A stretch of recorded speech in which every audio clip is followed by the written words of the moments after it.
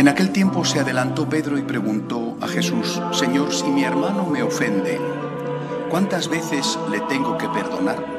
¿Hasta 7 veces?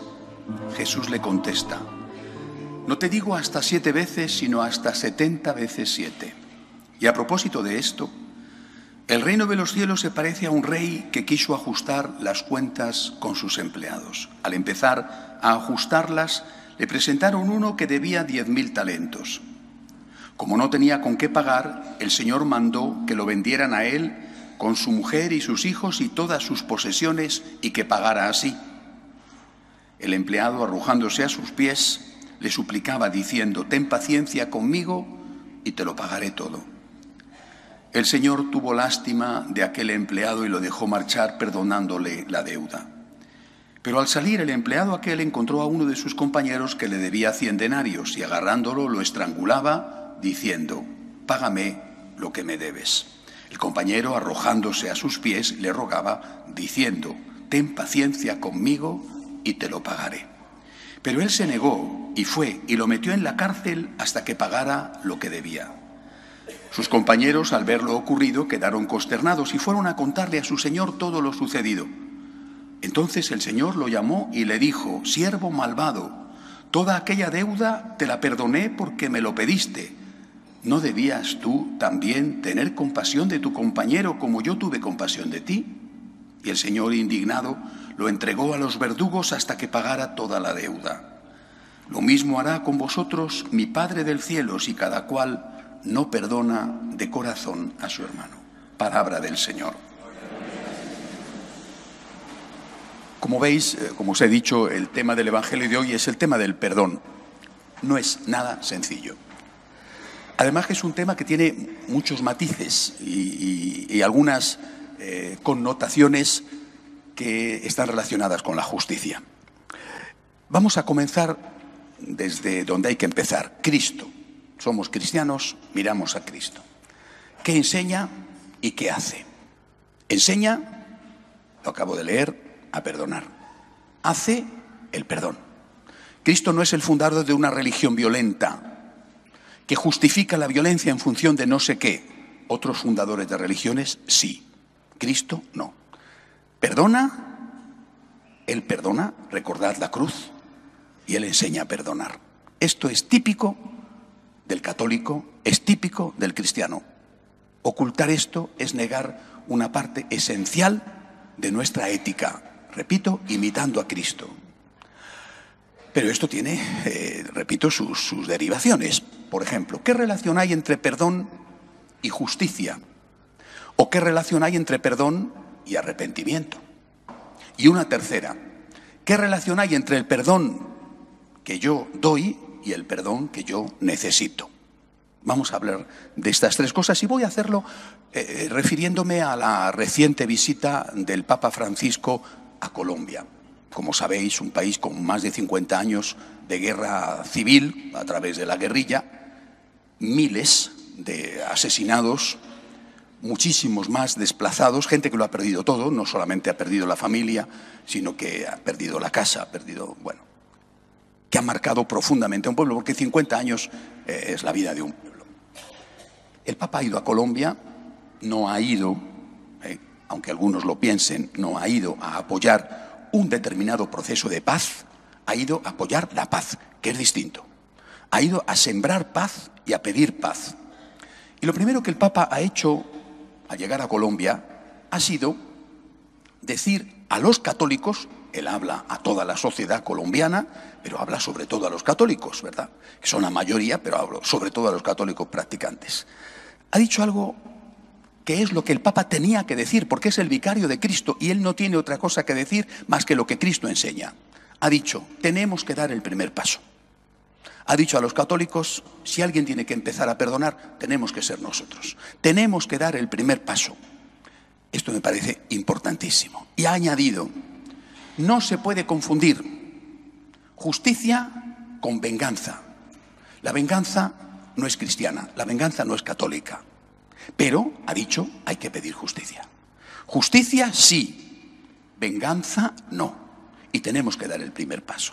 Por lo tanto, relación entre perdón y justicia. El perdón es una cuestión del alma, la justicia es una cuestión de ley. A ti te roban un coche, o secuestran a un familiar, o matan a alguien, o entran en tu casa y te la desvalijan. Eres católico, quieres imitar a Jesucristo, perdonas a tus enemigos, absolutamente, rezas por ellos, rezas por los que han matado a tu hijo. ¿Cuántos católicos no han dado testimonio de esto cuando han sido víctimas de un atentado terrorista en España? Yo conozco unos cuantos. Pero eso no significa que el asesino, el terrorista de ETA o el terrorista de lo que sea, eso no significa que el asesino, como tú le has perdonado, no tenga que dar cuentas ante la justicia. Porque si no se hiciera esto, repito, el Papa ha dicho justicia sí, venganza no, pero justicia sí. Si no hubiera justicia, ¿qué ocurriría? Estaríamos favoreciendo el crimen, favoreciendo el delito. Es decir, creer, por lo tanto, que cuando se nos invita a perdonar, se nos invita a rechazar la justicia, es algo absurdo. Insisto, el Papa ha sido clarito. Perdón sí, venganza no, pero justicia sí. Una cosa es que tú perdones a tu enemigo y otra cosa es que quieras que te devuelvan el coche que te han robado. O que quieras que la persona que ha matado a tu hijo vaya a la cárcel, no que le torturen, no, vaya a la cárcel, no solo para purgar lo que ha hecho mal, sino para que no lo haga con el siguiente, porque si no le pasa nada, lo hará con otro, y con otro y con otro y con otro. Es decir, no podemos entender la justicia como venganza. La justicia tiene que ser entendida como terapia, ojalá fuera terapia de sanación, y sobre todo como evitar que la persona que ha delinquido cometa nuevos delitos. Primera cuestión, por lo tanto, cuando decimos que tenemos que perdonar, decimos sí y rechazamos como católicos la venganza, pero no rechazamos la justicia. Primera cuestión. Segunda, ¿y el arrepentimiento? Esto es mucho más complejo todavía que lo de la justicia. Colombia, 50 años de guerra, miles de muertos, sufrimiento ingente. Los que han matado, no todos, porque ahí en Colombia también estaban, además de las FARC y el FLN, estaban también los paramilitares. Pero la mayoría de los que han matado, o por lo menos una parte importante de los que han matado, son de izquierdas. Cuando uno de izquierdas mata, es un joven idealista que lucha por la libertad. Y sus víctimas son enemigos de la libertad. Es decir, además de ser víctimas, quedan con un estigma. Te mato porque eres enemigo de la libertad. Argentina. Yo tengo amigos en Argentina que están en la cárcel o otros que han muerto en la cárcel terriblemente. No entro a decir si tenían que estar en la cárcel o no tenían que estar en la cárcel. La forma en que uno de ellos murió no era desde luego humana. No digo cristiana, no era humana. En cualquier caso, Argentina. No, un momento. Es que cuando los que matan son de izquierdas, son jóvenes idealistas que luchan por la libertad. Y cuando los que matan son de derechas, son tiranos, asesinos, dictadores y fachas. Oiga, aquí tenemos que ser todos iguales, ¿no? Es decir, o condenamos toda violencia, toda, o aquí hay un problema de fondo. O sea, si tú eres de izquierdas y matas, no pasa nada. Y si tú eres de derechas y matas, entonces no digo ya justicia, sino justicia más venganza, más oprobio, más todo. Oiga, aquí tendremos que ser todos iguales. Tendremos que rechazar toda violencia o solo vamos a rechazar la violencia que hacen unos. Por eso es fundamental. Rechazamos la venganza. Tenemos la obligación de perdonar. Somos católicos. Pero es fundamental también pedir al menos arrepentimiento. Al menos petición de perdón a las víctimas. No solamente justicia sin venganza, sino arrepentimiento. Habrá que pedir arrepentimiento. ¿Se han arrepentido? Yo todavía no lo he oído, a lo mejor alguno de vosotros lo ha oído, es más listo que yo o tiene más información que yo. ¿Se han arrepentido los que llevaron en el 36 a tantos a Paracuellos a matarlos? ¿Se han arrepentido ellos? Ya están muertos, pero algunos vivieron mucho tiempo, como Santiago Carrillo. O los herederos ideológicos de ellos. Yo jamás he oído una palabra de arrepentimiento. Nunca, no digo que no exista, yo no la he oído. Aquí en España, a lo mejor en Colombia o en Argentina lo han hecho. Aquí en España yo no lo he oído. Aunque no se arrepientan, ¿tenemos que perdonar? Sí. Aunque no se arrepientan, tenemos que perdonar, sí, porque somos seguidores de Jesucristo, que no condicionó su perdón al arrepentimiento del que le estaba crucificando. Otra cosa es lo que haga Dios. Yo te perdono.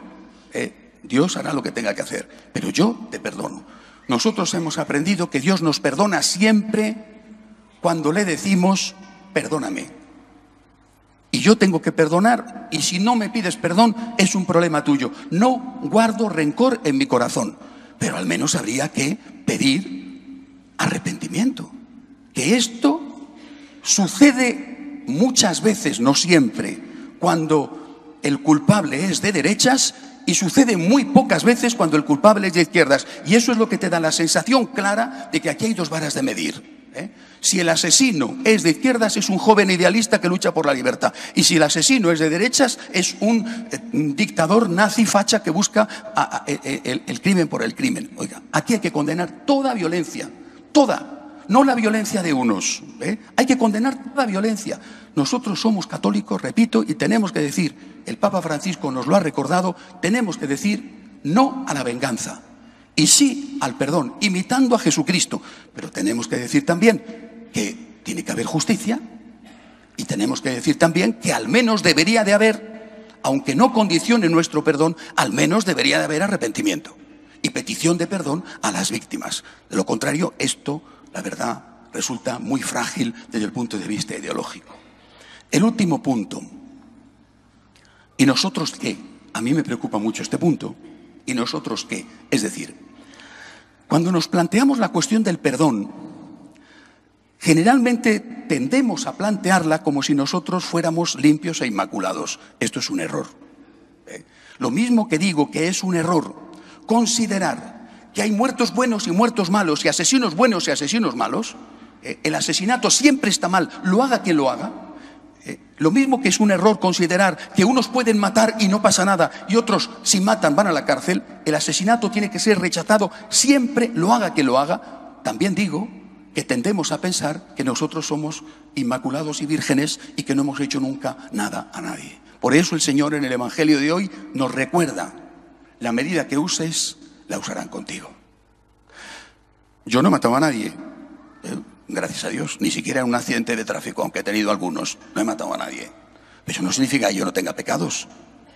La mayor parte de nosotros, seguro que todos, no hemos matado a nadie. Eso no significa que no tengamos pecados. Yo no he hecho nunca un negocio de narcotráfico. No he participado en una venta de armas. O sea, eso no significa que no tenga pecados. Podemos decir, este es esto, y yo esto no lo hago, pero tú tienes lo tuyo. Por eso el Señor insiste, es fundamental que tengamos un sentido de culpa para poder perdonar. Yo necesito ser perdonado. Señor, yo te pido perdón. Yo necesito ser perdonado. Cuando recientemente, como han pasado ya unos días, puedo hablar algo suavemente de ello. Cuando recientemente me han insultado, me han machacado, triturado, oiga, qué feliz. Lo que yo pensaba era, qué bien, porque así el Señor tendrá piedad conmigo. Y yo necesito ser perdonado. Qué suerte tengo de poder perdonar. Qué suerte tengo de poder perdonar a la señora alcaldesa, al señor no sé quién, al otro no sé cuántos, al columnista. Qué suerte tengo, porque yo necesito ser perdonado. Este tiene que ser nuestro planteamiento. Imito a Cristo, que perdona y que enseña a perdonar. Y además, yo necesito ser perdonado. Y por lo tanto, qué bien que tengo la oportunidad de perdonar, porque yo también necesito que Dios y que el prójimo me perdone. Si nos salimos de aquí, nos liamos. Perdón siempre, venganza nunca, justicia también, y habría que pedir que todos los crímenes fueran rechazados por igual y que no hubiera crímenes de primera y crímenes de segunda. Crímenes que no pasa nada y el que los hace recibe medallas, y crímenes que cuando los haces vas a la cárcel y él es estigmatizado. El crimen, lo haga quien lo haga, tiene que ser rechazado siempre.